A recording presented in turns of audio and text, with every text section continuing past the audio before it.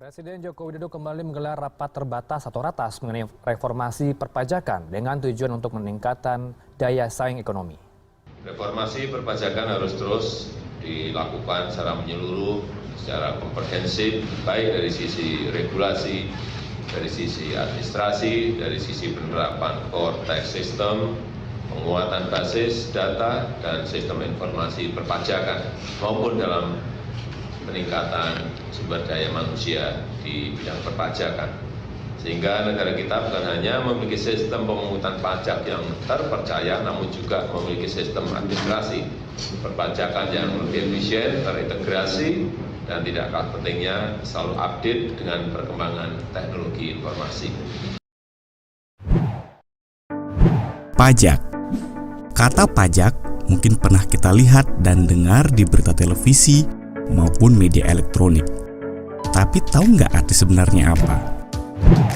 Jika didefinisikan, pajak adalah kontribusi wajib kepada negara yang terutang oleh orang pribadi atau badan yang bersifat memaksa berdasarkan undang-undang dengan tidak mendapatkan imbalan secara langsung dan digunakan untuk keperluan negara bagi sebesar-besarnya kemakmuran rakyat. Jadi pajak itu sifatnya wajib dan memaksa, lalu dikumpulkan ke negara untuk kemakmuran rakyat. Pajak dikumpulkan ke APBN beserta penerimaan negara bukan pajak lainnya, lalu didistribusikan ke pemerintah pusat dan daerah maupun desa untuk menunjang pembangunan demi kesejahteraan rakyat. Salah satunya untuk pembangunan infrastruktur, fasilitas pendidikan, fasilitas kesehatan, dan lain-lainnya. Jadi, membayar pajak setelah membayar pajaknya tidak serta-merta memperoleh manfaat secara langsung atau imbalan atas pajak yang telah ia bayarkan. Berdasarkan data Kementerian Keuangan Republik Indonesia, jumlah pendapatan negara pada APBN 2020 adalah sebesar 2.233 triliun yang terdiri dari 1.865 triliun dari penerimaan pajak, 367 triliun dari penerimaan negara bukan pajak, dan setengah triliun dari penerimaan hibah. Yang artinya, kontribusi pajak bagi APBN sangatlah dominan, yaitu sebesar 83,54%. Jadi, sangat masuk akal jika disebut bahwa pajak adalah tulang punggung pembangunan bangsa. Secara umum, pajak terbagi menjadi dua bagian, yaitu pajak pusat dan pajak daerah. Pajak pusat merupakan pajak yang dikelola oleh pemerintah pusat, dalam hal ini Direktorat Jenderal Pajak, seperti pajak penghasilan atau PPh, pajak pertambahan nilai atau PPN, pajak penjualan atas barang mewah atau PPNBM, pajak bumi dan bangunan sektor lainnya, dan bea materai. Sedangkan pajak daerah dikelola oleh pemerintah daerah, seperti pajak bumi dan bangunan sektor pedesaan dan perkotaan, pajak hotel dan restoran, pajak hiburan, pajak iklan, pajak air tanah, serta pajak yang lainnya. Saat ini, Indonesia sedang mengalami keadaan di mana perbandingan penerimaan pajak terhadap produk domestik bruto atau istilahnya tax ratio masih tergolong rendah, yaitu sebesar 11,6%. Secara sederhana, tax ratio bisa memberikan gambaran atau kesimpulan mengenai jumlah pajak yang dikumpulkan dengan pendapatan nasional suatu negara dalam satu masa tertentu.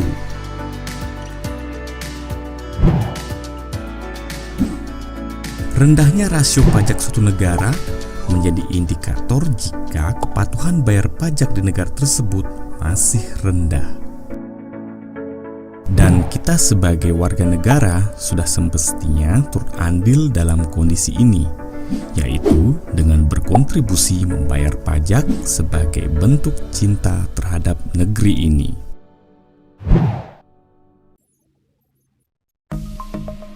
Om Swastiastu. Selamat siang, selamat sore, dan juga selamat malam saya sampaikan kepada teman-teman beserta ibu dosen pengajar mata kuliah perpajakan pada hari ini. Terima kasih atas kesempatan yang telah diberikan kepada saya, di mana sebelumnya izinkan saya perkenalkan nama terlebih dahulu. Nama saya Komang Yunita Purnamasari, NIM 180111034, kelas 6A, S1 Manajemen Reguler Sore. Nah, pada kesempatan kali ini saya akan mempresentasikan tentang salah satu materi perpajakan pada kesempatan kali ini, mengenai tentang PPh pasal 23. Nah, di mana dalam PPh pasal 23 ini ada beberapa subbab materi yang saya akan bahas. Di antaranya yang pertama tentang pengertian PPh pasal 23. Yang kedua mengenai tentang pemotongan PPh pasal 23. Yang ketiga, tarif dan penghasilan yang dikenakan PPh pasal 23. Yang keempat, pengecualian pemungutan PPh pasal 23. Yang kelima, saat terutang, pelaporan dan juga penyetoran PPh pasal 23 serta kasus perhitungan PPh pasal 23. Baik, langsung saja saya akan membahas materi dari PPh pasal 23, yakni mengenai yang pertama tentang pengertian. Nah, pengertian PPh pasal 23 seperti saya yang paparkan di sini, di mana PPh atau yang disebut sebagai pajak penghasilan pasal 23 merupakan pajak penghasilan yang dipotong atas penghasilan yang diterima atau diperoleh wajib pajak dalam negeri dan bentuk usaha tetap yang berasal dari modal, penyerahan jasa atau penyelenggaraan kegiatan selain yang dipotong oleh pajak penghasilan PPh pasal 21, di mana yang dibayarkan atau yang terutang oleh badan pemerintah bahkan subjek pajak dalam negeri, penyelenggaraan kegiatan, bentuk usaha tetap atau perwakilan perusahaan luar negeri lainnya. Materi yang kedua mengenai tentang pemotongan PPh pasal 23. Nah, seperti yang tertera di sini ada 6 pemotong PPh pasal 23. Di antaranya yang pertama ada badan pemerintah. Yang kedua ada subjek pajak badan dalam negeri. Yang ketiga penyelenggara dalam negeri. Yang keempat bentuk usaha tetap. Yang kelima perwakilan perusahaan di luar negeri lainnya. Yang keenam orang pribadi sebagai wajib pajak dalam negeri tertentu yang telah ditunjuk oleh Kepala Kantor Pelayanan Pajak sebagai pemotong PPh pasal 23. Di mana diantaranya ada 2. Yang pertama bisa berupa akuntan, arsitek, dokter, notaris, pejabat pembuat akte tanah atau PPAT, kecuali camat, pengacara, dan konsultan yang melakukan pekerjaan bebas. Ada juga orang pribadi yang menjalankan usaha dengan menyelenggarakan pembukuan atas pembayaran berupa sewa. Kemudian materi selanjutnya mengenai tentang tarif dan penghasilan yang dikenakan PPh pasal 23. Nah, penghasilan yang dikenakan oleh PPh pasal 23 ini sesuai dengan pasal 23 Undang-Undang Nomor 36 Tahun 2008 menetapkan tarif dibagi menjadi 2 jenis. Yang pertama sebesar 15% dari jumlah bruto atas dividen, bunga termasuk premium, diskonto, dan imbalan sehubungan dengan jaminan pengembalian utang.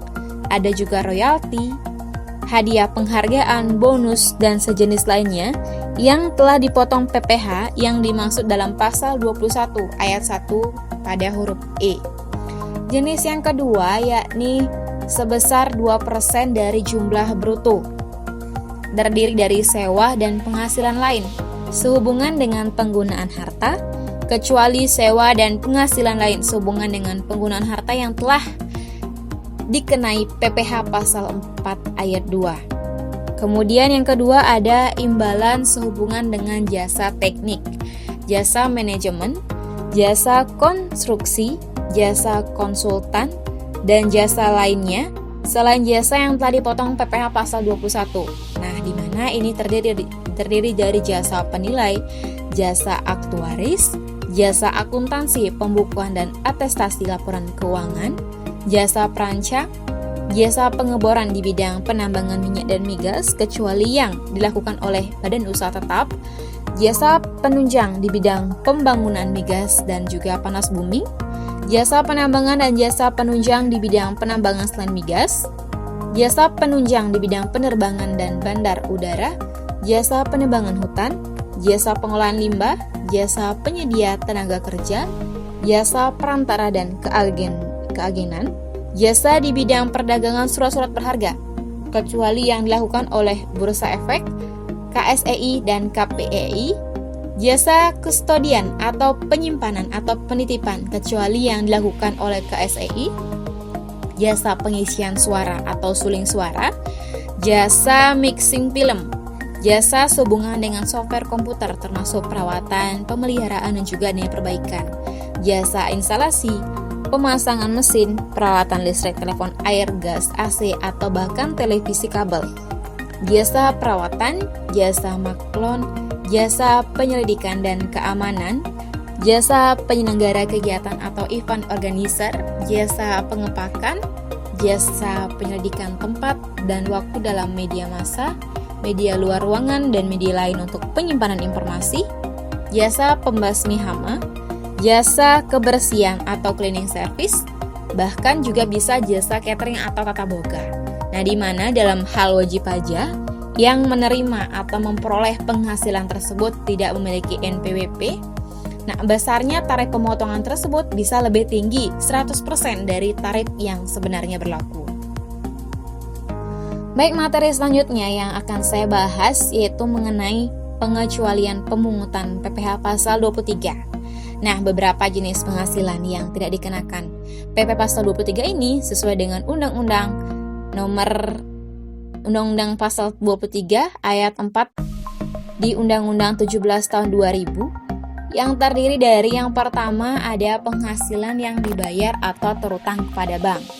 Yang kedua, sewa yang dibayarkan atau terutang sehubungan dengan sewa guna usaha dengan hak opsi yang mungkin sudah ditetapkan. Yang ketiga, dividen atau bagian laba yang diterima atau diperoleh PT sebagai wajib pajak dalam negeri, koperasi, BUMN, BUMD dari penyertaan modal pada badan usaha yang didirikan dan bertempat kedudukan di Indonesia. Kemudian yang keempat ada bagian laba yang diterima atau diperoleh anggota dari perseroan komanditer yang modalnya tidak terbagi atas saham-saham, persekutuan, perkumpulan, firma, dan kongsi termasuk pemegang unit penyertaan kontrak kolektif. Yang kelima, sisa hasil usaha koperasi yang dibayarkan oleh koperasi kepada anggotanya. Dan yang terakhir yakni penghasilan yang dibayar atau terutang kepada badan usaha atas jasa keuangan yang berfungsi sebagai penyalur pinjaman atau pembiayaan yang diatur dengan PMK. Kemudian materi selanjutnya yakni mengenai saat terutang, penyetoran dan pelaporan PPh pasal 23. Di sini ada beberapa tata cara. Yang pertama di mana PPh pasal 23 terutang pada akhir bulan, di mana dilakukan pembayaran atau pada akhir bulan terutangnya penghasilan yang bersangkutan. Yang kedua, PPh pasal 23 harus disetorkan oleh pemotong pajak selambat-lambatnya tanggal 10 bulan takwim berikutnya setelah bulan saar terutangnya pajak ke bank, resepsi atau bisa juga kantor pos Indonesia. Yang ketiga, pemotongan PPh pasal 23 diwajibkan menyampaikan SPT masa selambat-lambatnya 20 hari setelah masa pajak berakhir. Kemudian, pemotong PPh pasal 23 harus memberikan tanda bukti pemotongan kepada orang pribadi atau badan yang dibebani PPh yang dipotong. Kemudian yang kelima, pelaksanaan pemotongan, penyetoran dan pelaporan PPh pasal 23 dilakukan secara desentralisasi, yang diartikan dilakukan di tempat terjadinya pembayaran atau terutangnya penghasilan yang merupakan objek pajak PPh pasal 23. Nah, hal ini dimaksudkan untuk mempermudah pengawasan terhadap pelaksana pemotongan PPh pasal 23 tersebut.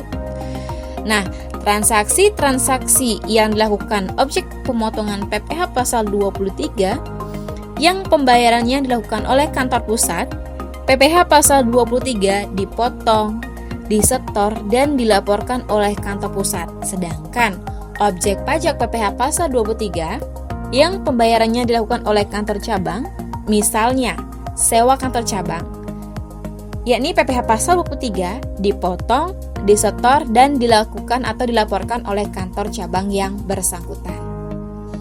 Kemudian materi terakhir yang saya akan bahas mengenai tentang contoh perhitungan dari PPh pasal 23. Saya akan memberikan dua contoh. Yang pertama, dikenakan tarif sebesar 15%.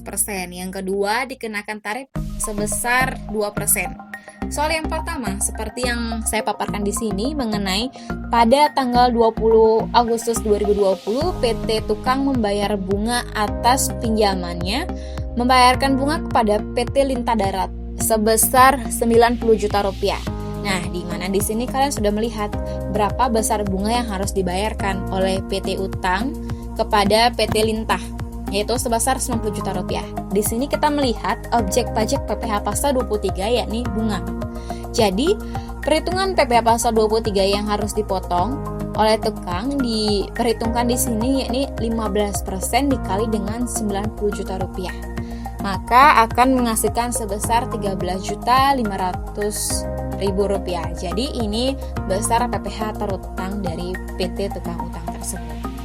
Soal kedua, yakni tentang PT Selalu Susah menyewa sebuah bus pariwisata dengan nilai sewa sebesar 20 juta rupiah. Berdasarkan soal ini kita lihat bahwa terdapat objek pajak dari PPh pasal 23 yakni sewa yang dilakukan oleh PT Selalu. Di sini dengan nilai sewa sebesar 20 juta. Jadi PPh terutang 2% dikali dengan 20 juta rupiah.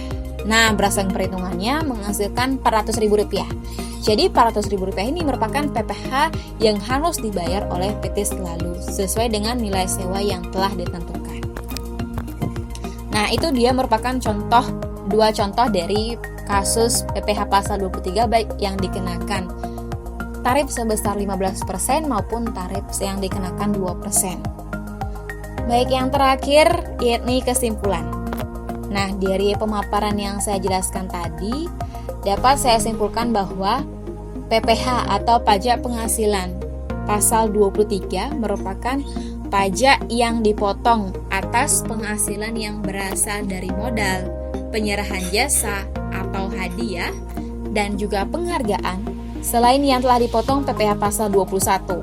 Nah, dalam melakukan pemotongan PPh pasal 23, terdapat pemotongan pajak yang telah ditentukan oleh peraturan undang-undang yang telah ditetapkan oleh PPh pasal 23. Begitu pula dengan tarif, yaitu tarif dari 15% dan juga 2%, dan penghasilan apa saja yang tergolong dapat dipotong PPh pasal 23 ataupun yang dikecualikan. Nah, serta menunjukkan kapan saatnya terutang, pelaporan beserta penyetoran PPh pasal 23 yang telah ditentukan oleh undang-undang.